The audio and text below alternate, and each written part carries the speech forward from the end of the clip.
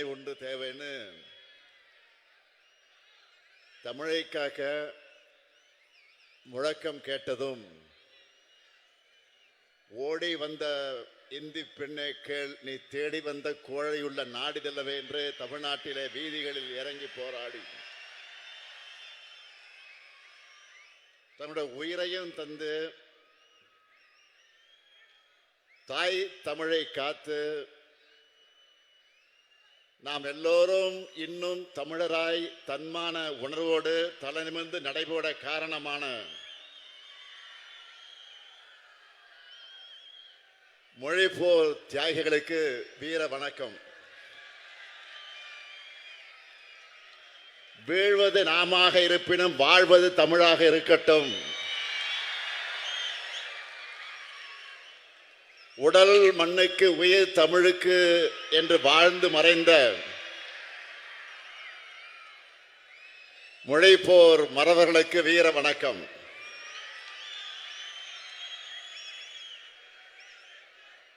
திராவிட இயக்க தீரர்களே,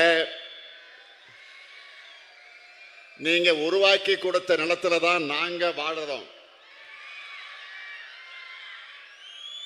மொழிப்போர் வீரர்களே,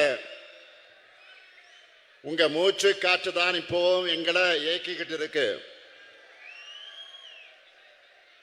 தமிழ்தாயின் தியாக பிள்ளைகளை, தலைப்பிள்ளைகளை உங்களை வணங்குகிறேன். எழுச்சியோடும் உணர்ச்சியோடும் நடைபெற்றுக் கொண்டிருக்கக்கூடிய இந்த கூட்டத்தினுடைய தலைவர், ஆற்றல் மிகு மாவட்ட செயலாளர் சட்டமன்ற உறுப்பினர் சுந்தர் அவர்களே,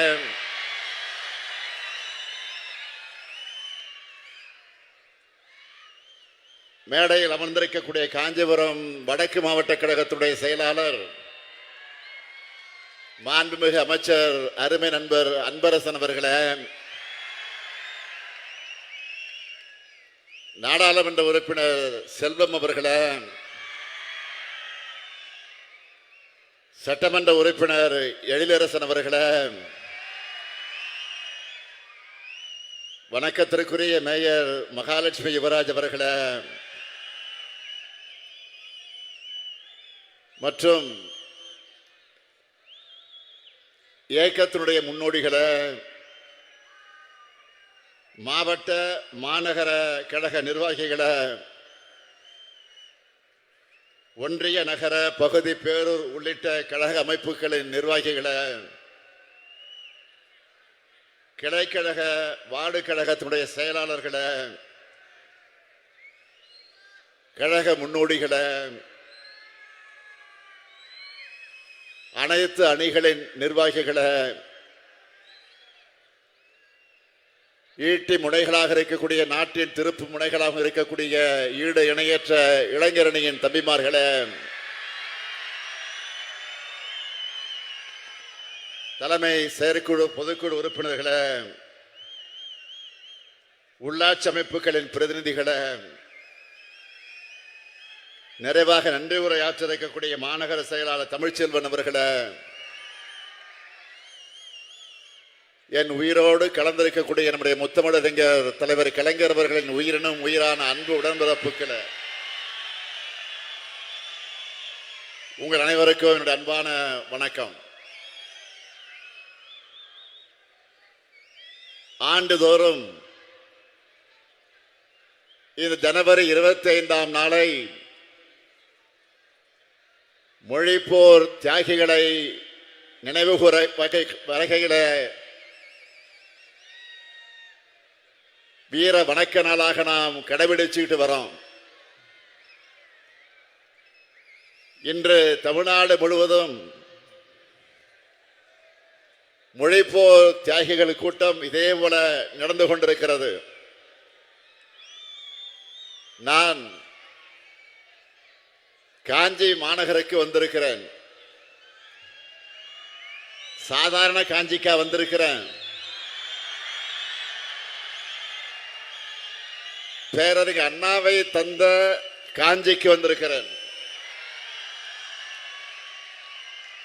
நம்மையெல்லாம் ஆளாக்கிய அன்பின் தெய்வம் அண்ணாவின் காஞ்சிக்கு வந்திருக்கிறேன்.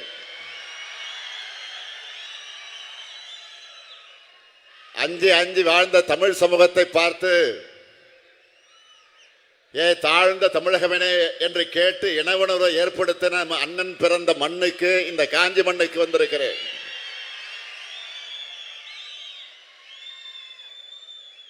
வரலாற்றில் எத்தனையோ தலைவர்கள் உண்டு. அதில் அண்ணாவை பார்த்தா எனக்கு சில நேரம் பொறாமையா இருக்கும். ஏன் தெரியுமா? பெரியாரை போல குருவும் கலைஞரை போன்ற ஒரு சிஷியனும் கிடைச்ச ஒரே தலைவர் பேரறிஞர் அண்ணா தான்.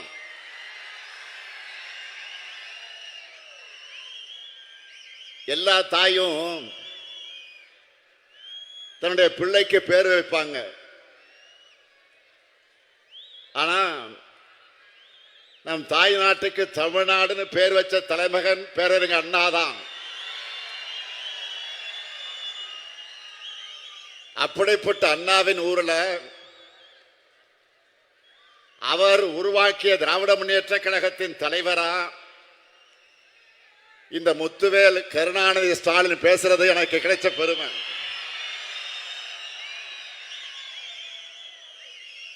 மிக மிக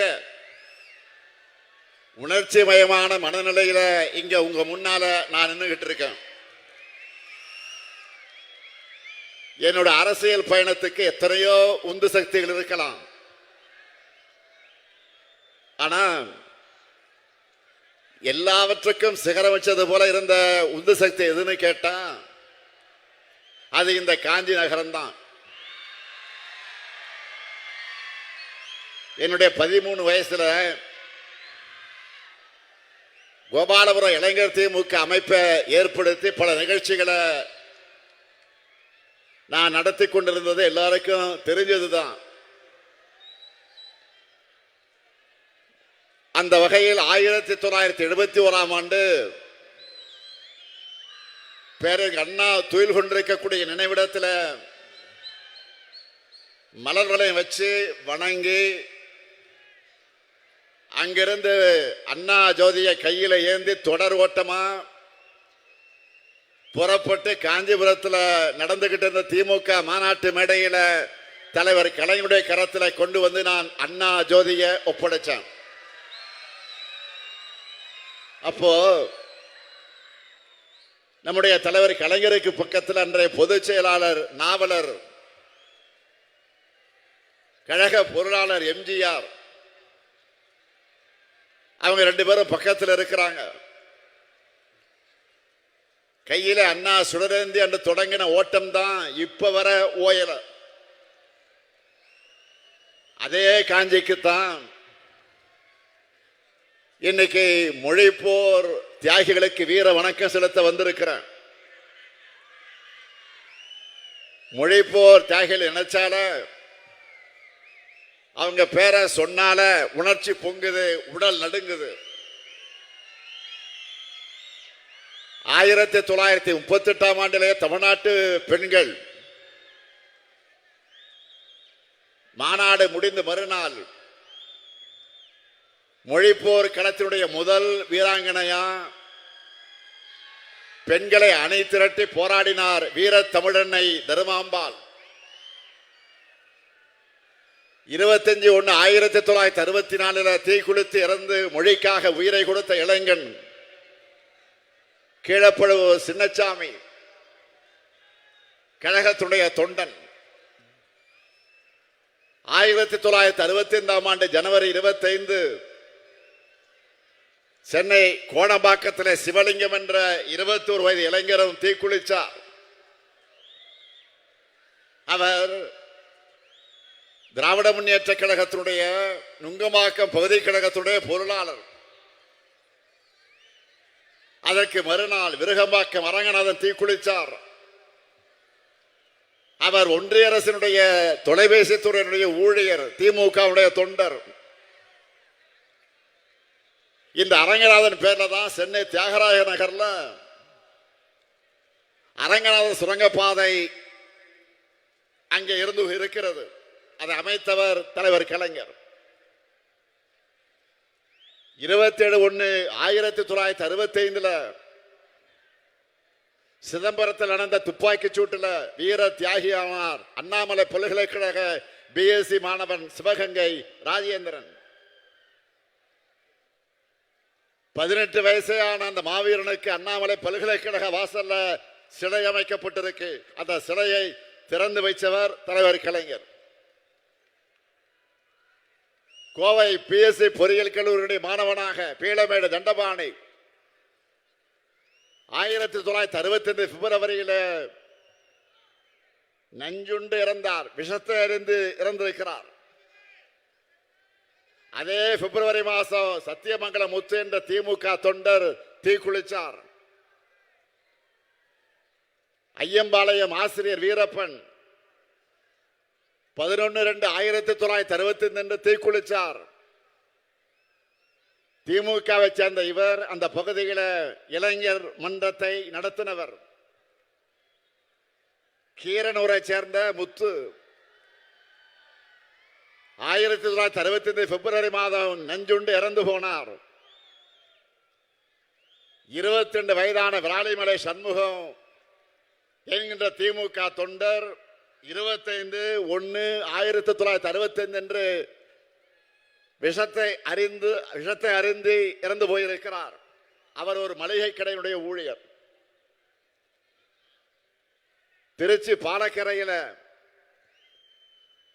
16 கோடி ரூபாய் மதிப்பீட்டிலே கட்டப்பட்டிருக்கக்கூடிய பாலத்திற்கு கீழப்பழுவூர் சின்னசாமி விராலிமலை சண்முகம் ஆகியோர் நினைவா சின்னசாமி சண்முகம் பாலம்னு பெயர் சூட்டினார் தலைவர் கலைஞர் அவர்கள். இவங்க எல்லாருக்கும் மொழிப்போர் தியாகிகள் மணிமண்டபங்களை அமைச்சிருக்கிறோம். சென்னையில் இருக்கக்கூடிய மிக முக்கிய கட்டடங்கள்ல ஒன்றுக்கு தியாகிகளான தாளமுத்து நடராஜன் ஆகிய இருவர் பெயரையும் சூட்டினார் தலைவர் கலைஞர். இன்னைக்கு காலையில கூட நான் நேரடியாக சென்று அந்த கட்டிடத்தில் புதிதாக அமைக்கப்பட்டிருக்கக்கூடிய தாளமுத்து நடராஜன் சிலைகளை திறந்து வச்சுட்டு தான் இந்த நிகழ்ச்சிக்கு வந்திருக்கிறேன். இவர்கள்தான் தமிழ் தாயினுடைய தலைப்பிள்ளைகள், தியாக தீர திருவுருவங்கள். மொழியை காக்க போராடின நம்ம கழகம் ஆட்சி அமைச்சதும் இருமொழி கொள்கை சட்டத்தை நிறைவேற்றினார் நம்முடைய ஒப்பற்ற தலைவர் பேரறிஞர் பெருந்தகை அறிஞர் அண்ணா. இன்றைக்கு வரைக்கும் யாராலும் அதை தொட்டு கூட பார்க்க முடியல. எப்படியாவது இந்திய நம்ம மேல திணிக்கணும்னு மும்மொழி திட்டத்தை அமல்படுத்த ஒரு கும்பல் துடிக்குது. தேசிய கல்வி கொள்கையை கொண்டு வந்து அதற்கான முயற்சிகளை ஈடுபடுவது இந்திய திணிக்கத்தான். நேரடியா திணிக்க முடியலன்னு பள்ளி பல்கலைக்கழகம் மூலமா திணிக்க முயற்சி பண்றாங்க. சில நாட்களுக்கு முன்பு சென்னைக்கு வந்த ஒன்றிய கல்வி அமைச்சர் தர்மேந்திர பிரதான் அவர்கள் நமக்கு மொழி பாடம் எடுத்துட்டு போயிருக்கிறார். எல்கேஜி பையன் பேராசிரியருக்கு பாடம் எடுக்கிற மாதிரி இருக்கு அவருடைய செயல்பாடு. தமிழ்நாட்டுக்குள்ள இந்தியை திணிப்ப அனுமதிக்க மாட்டோம்னு சொன்ன காரணத்துக்காக நமக்கு தர வேண்டிய 3458 கோடி ரூபாய் நிதியை தராம இருக்கக்கூடியவர் தான் இந்த பிரதான். 3000 5000 ஏன் 10,000 கோடி கொடுத்தாலும் மும்மொழி திட்டத்தை ஏற்க மாட்டோம்னு சொன்னவன் தான். 3000 5000 10,000 கோடி கொடுத்தாலும் மும்மொழி திட்டத்தை ஏற்க மாட்டோம்னு சொன்னவன் தான் இந்த முத்துவேல் கருணாநிதி ஸ்டாலின். பணத்தையும் அதிகாரத்தையும் காட்டி மிரட்டினா நாங்க பணிஞ்சு போக நாம என்ன அடிமைகளா? அண்ணா கலைஞர் போன்ற தமிழ் போராளிகளுடைய பரம்பரையில் வந்தவர்கள் நாம். அது மட்டுமல்ல, மொழிப்போர் வீரர்களான நடராஜன், தாளமுத்து, ராஜேந்திரன் போன்றவருடைய கொள்கை உணர்ச்சி எனக்குள்ள ஓடுற காரணத்தால் தான் நான் அப்படி சொன்னேன். 1938 இந்திய திணிப்புக்கு எதிராக நாம போராடி கொண்டிருக்கிறோம். இந்தி என்பது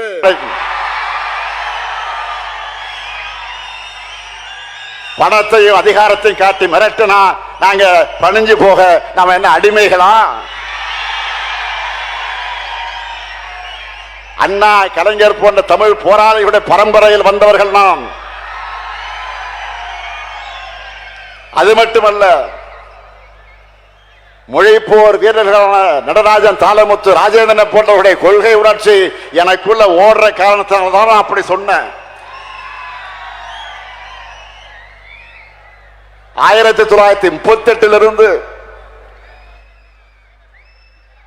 இந்திய திணிப்புக்கு எதிராக நாம போராடி கொண்டிருக்கிறோம். இந்தி என்பது வெறும் மொழி திணிப்பு மட்டுமல்ல, அது பண்பாட்டு படையெடுப்பு. இந்தியா முழுக்க இந்தியின் ஆதிக்கத்துக்கு எத்தனை மொழிகள் வழியானது. இந்திய உதைக்கு நாம் ஆங்கிலத்தை தொடர செஞ்சதால தமிழ்நாடு எப்படி வளர்ந்ததுன்னு கடந்த ஆண்டு நான் ஒரு கடிதத்துடன் எழுதினேன். இந்திய அளவில் அதுக்கு மிகப்பெரிய வரவேற்பு கிடைச்சது. பல்வேறு மொழி பேசும் மக்கள் என்னோட பதிவுகளுக்கு கீழே தன்னுடைய மொழி இந்தியால அழிந்தது எப்படின்னு பகிர்ந்துகிட்டாங்க. அது மாதிரி தமிழ்நாட்டை அடிமைப்படுத்தணும் தான் காலந்தோறும் டெல்லியில நம்ம மேல படையெடுத்து வராங்க. நாம பார்க்காத படையெடுப்பா? நீங்க எத்தனை முறை வந்தாலும், எத்தனை துரோகிகள், அடிமைகள், அரசிகள், கோமாளிகள், கொலைகள் துணைக்கு அழைச்சுக்கிட்டு வந்தாலும் உங்களால தமிழ்நாட்டை வீழ்த்த முடியாது. உறுதியோடு சொல்றேன்.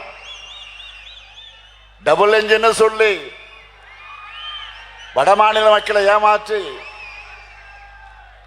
அவங்க வாழ்வாதாரத்தை அழிக்கிற உங்க டப்பா இன்ஜின் தமிழ்நாட்டில் ஓடவே ஓடாது.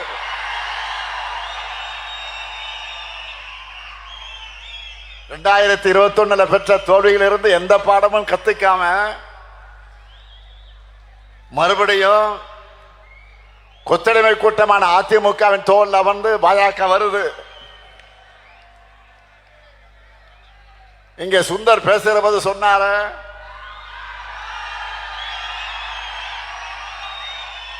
நேற்று முன்தினம் மாண்புமிகு பிரதமர் மோடி அவர்கள் தமிழ்நாட்டுக்கு வந்துட்டு போயிருக்கிறார். இனி அடிக்கடி இந்த பக்கம் பிரதமர் மோடி அவர்களை எதிர்பார்க்கலாம். தேர்தல் சீசன் வந்துட்டா போதும். தமிழ்நாட்டுக்கு வந்து பல வெரைட்டியில அவர் வடைகளை சொல்றது வழக்கம்தான். இந்த முறை வந்தார், வழக்கமான பழைய வடைகளைத்தான் சுட்டுட்டு போயிருக்கார். அந்த மாவும் புளிச்சு போச்சு. அதை கேட்டு கேட்டு தமிழ்நாட்டு மக்கள் காதும் புளிச்சு போச்சு. பிரதமர் வராருன்னு சொன்னதும் சில கேள்விகளை நான் கேட்டிருந்தேன், எழுப்பியிருந்தேன். அவர் வருவதற்கு முதல் நாளே அந்த கேள்வி நான் எழுப்பியிருந்தேன். நீங்க எல்லாரும் அந்த ஊடகங்கள் அதெல்லாம் பார்த்துருப்பீங்க, படிச்சிருப்பீங்க நினைக்கிறேன். தமிழ்நாட்டுக்கு தர வேண்டிய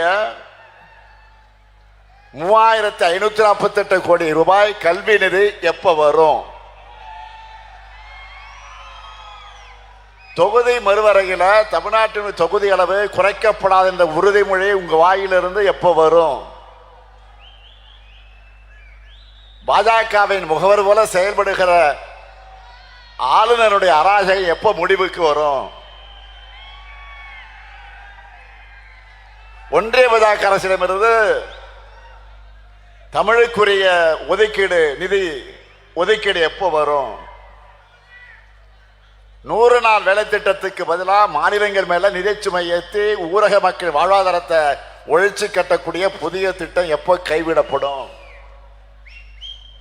10 ஆண்டுகளா இன்ச்சு இன்ச்சா ஒன்றிய பாஜக அரசு இழைக்கிற மதுரை எய்ம்ஸ் 8வது உலக அதிசயம் எப்பதான் எங்க கண் முன்னால வரும்? இயற்கை பேரிடருக்கான நிவாரண தொகை தமிழ்நாட்டுக்கு எப்போ வரும்? ஓசூர் விமான நிலையத்துக்கு அனுமதி எப்போ கிடைக்கும்? கோவை மதுரையில மெட்ரோ ரயில் ஓடுமா? அப்படின்னு இப்படி அடுக்கடுக்கா கேள்விகளை கேட்டேன். இது எதுக்குமே பிரதமர் மோடி அவர்கள் பதில் சொல்லல. இருந்தா தானே சொல்றதுக்கு. ஆனா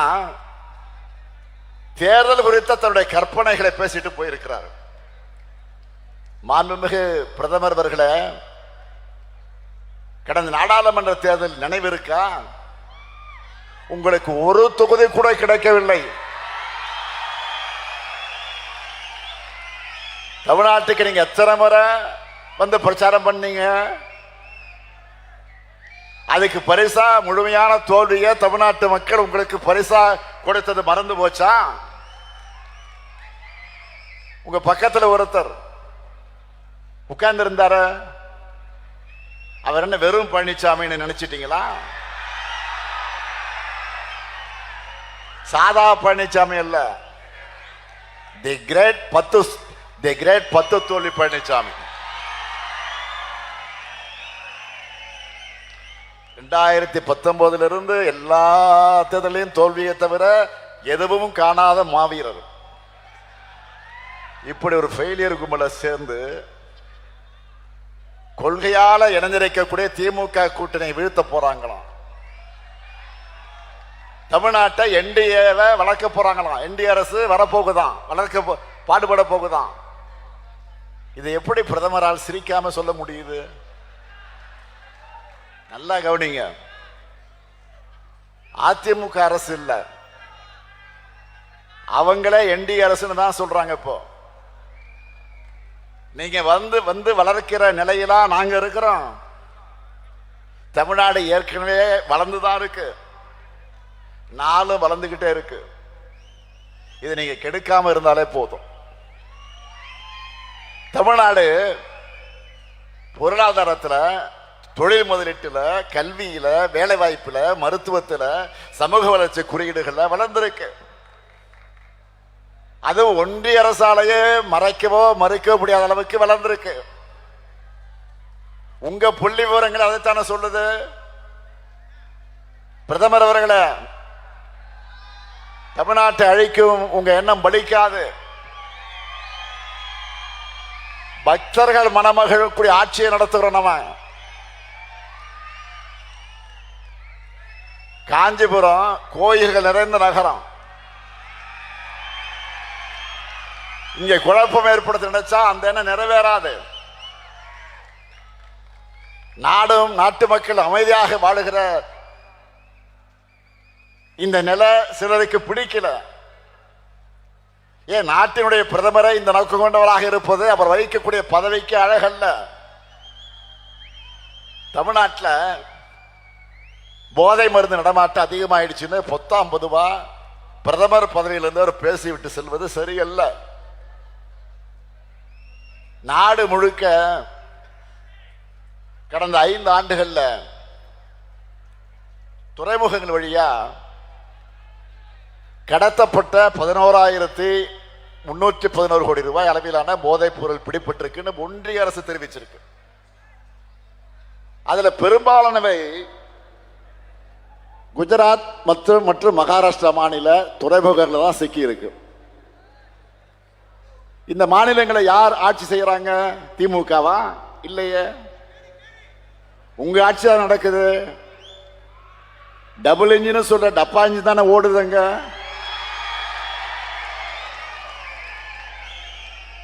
இந்தியாவுக்குள்ள போதைப் பொருள் நுழைறதை தடுக்க வேண்டியது பிரதமர் மோடியும் உள்துறை அமைச்சர் அமித்ஷாவும் தான், இந்த ஸ்டாலின் இல்ல. மகாராஷ்டிராவில் போய் பேச வேண்டியதை மதுராந்தகத்தில் வந்து பேசிட்டு போறது நியாயமா?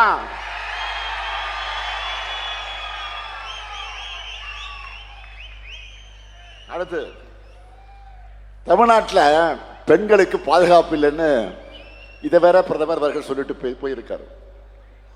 புதுமை பெண், விடியல் பெண், விடியல் பயணம், உரிமை தொகை, தோழி விடுதுன்னு பெண்களுக்காக நாங்கள் செயல்படுத்துகிற திட்டங்களால பெண்களுடைய சமூக பங்களிப்பு தமிழ்நாட்டில் அதிகமாக இருக்கு.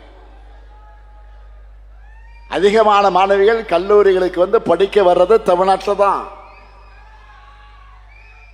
இந்தியாவில் அதிகமான பெண்கள் தொழிற்சாலையில் வேலை பார்ப்பது தமிழ்நாட்டில் தான். இது எதுவும் தெரியாம ஆளுநர் போலவே பிரதமர் அவர்கள் பேசுவது மிக மிக கண்டனத்துக்குரியது. 5 மாத கர்ப்பிணி பெண்ணான பில்கிஸ் பானு அவர்களை கூட்டுப்பாலை வன்கொடுமைக்கு உள்ளாக்கின 11 குற்றவாளிகளை விடுதலை செஞ்சது உங்க குஜராத் அரசு தானே. உலகமே அதிர்ச்சி அடைஞ்சாங்களே. உச்ச நீதிமன்றமே அதை ரத்து பண்ணுச்ச. நீங்க பெண்கள் பாதுகாப்பு பத்தி பேசலாமா? அதுவும் பாலியல் குற்றங்கள் ஈடுபட்ட குற்றவாளிகளுக்கு முன்விடுதலை கிடையாதுன்னு சட்டமன்றத்தில் தடை சட்டம் நிறைவேற்றி இருக்கக்கூடிய இந்த ஸ்டாலின் அரசை பத்தி நீங்க பேசுவதற்கு உங்களுக்கு யோகியதை இருக்குதா, அருகதை இருக்குதா? குற்றங்கள் அதிகமாக நடக்குது பிரதமர் அவர்கள் பேச நினைச்சா எங்க போய் பேசணும்? பாஜக கூட உத்தரப்பிரதேசம் போய் தான் பேசணும். மணிப்பூர்ல போய் பேசுங்க. இதை விட இன்னொரு கூத்து என்ன தெரியுமா? ஜெயலலிதா ஆட்சியில குற்றமே நடக்கலன்னு சொல்லி அதிமுக தொண்டர்களையும் பிரதமர் ஏமாத்த பார்த்திருக்கிறார். குஜராத் மோடியா இந்த லேடியான்னு தமிழ்நாட்டில் ஊர் ஊரா போய் அம்மையார் ஜெயலலிதா கேட்டாங்க தெரியுமா? அதெல்லாம் மறந்துடுச்சா? இந்தியாவிலே அதிமுக அரசு தான் ஊழல் அதிகம் நடக்கக்கூடிய அரசுன்னு நீங்களும் உள்துறை அமைச்சர் அமித்ஷா அவர்களும் பேசினதான் ஞாபகம் இருக்கா? இது எல்லாத்தையும் நீங்க ஒருவேளை மறந்திருக்கலாம். தமிழ்நாட்டு மக்கள் மறக்க மாட்டாங்க. வழக்கம் போல இந்த தேர்தலையும் பாஜகவுக்கு என்ன செய்யணுமோ அதை சிறப்பா செஞ்சு அனுப்பத்தான் போறாங்க.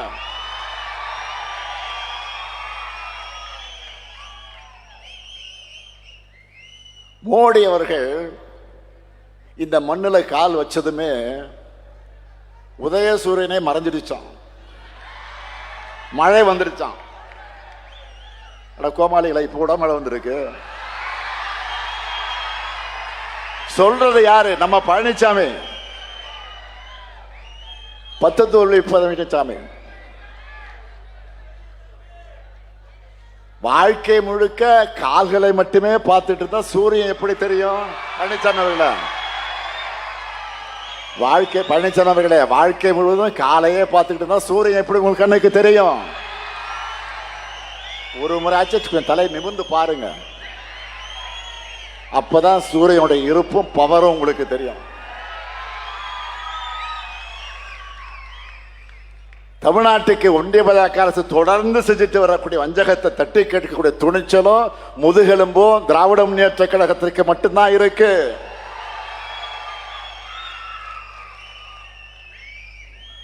சிபிஐ, அமலாக்கத்துறை போன்ற பேரை கேட்டால ஓடி ஓடுகிற கோழைகள் தமிழ்நாட்டோட உரிமைகளை எப்படி காப்பாற்றுவாங்க? பாஜகவோட ஏவல் படையா செயல்படுகிற புலனாய்வுகளை வச்சுக்கிட்டு திமுகவை மிரட்டி பார்க்கலாம், பணிய வைக்கலாம் நினைச்சா மக்களுடைய ஆதரவோடு அதை எதிர்கொள்கிற உறுதி திமுகவுக்கு இருக்கு. நாங்க பணிய மாட்டோம், துணிஞ்சு ஒரு கை பார்ப்போம். மண் மொழி மானம் காத்திடும் எங்க 2000 ஆண்டு போற தொடர்ந்துடுவோம். 2026 தேர்தல் களமும் ஆரிய திராவிட போரின் மற்றொரு களம்தான். தமிழ் பண்பாட்டு அழிக்க நினைக்கிற அரசியல் எதிரிகளையும் அந்த எதிரிகளின் கூலி